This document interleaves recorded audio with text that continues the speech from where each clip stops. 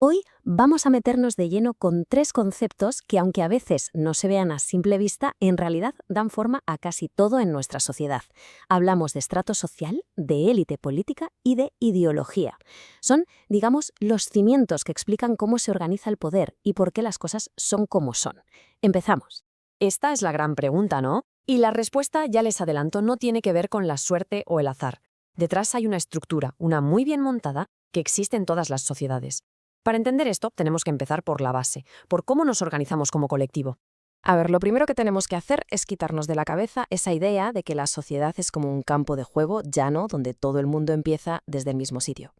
La realidad se parece mucho más a una pirámide, o si quieren, a un edificio con muchas plantas. Es una estructura vertical, sí o sí.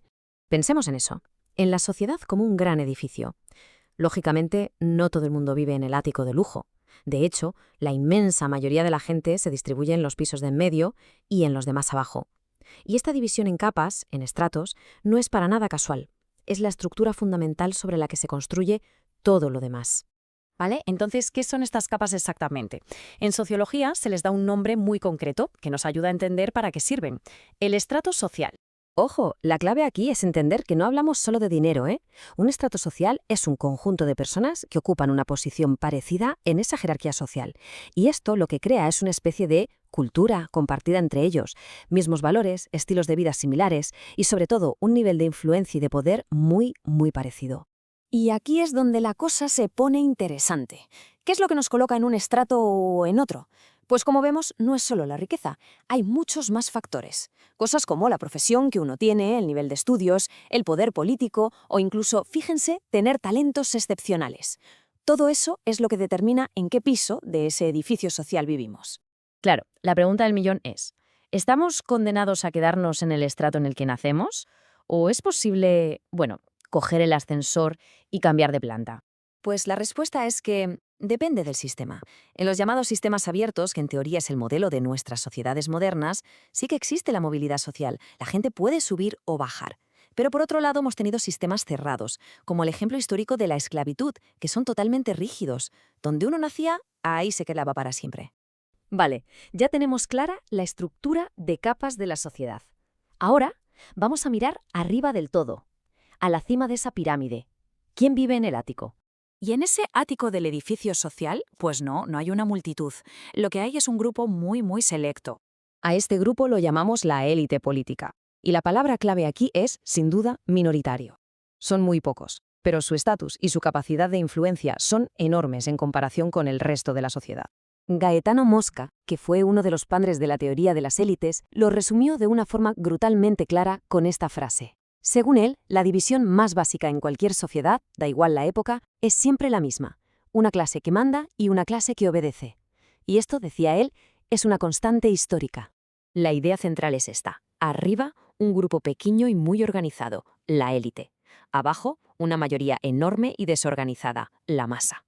El poder, claro, fluye desde arriba, y la élite se mantiene ahí no solo por su estatus, sino porque es capaz de actuar como un solo bloque, de forma cohesionada, algo que la masa, por su propia naturaleza, pues no puede hacer.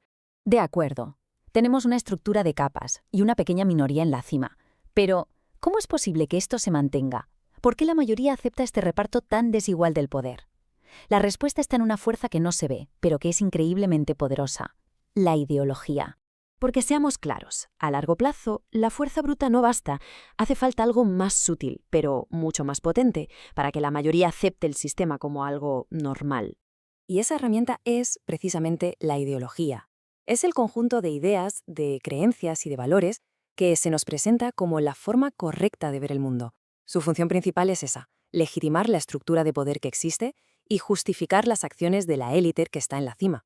Para que se entienda mejor, aquí tenemos dos grandes ejemplos. Por un lado, la ideología liberal, que pone el foco en el individuo, en la libertad y en la igualdad ante la ley como pilares de todo.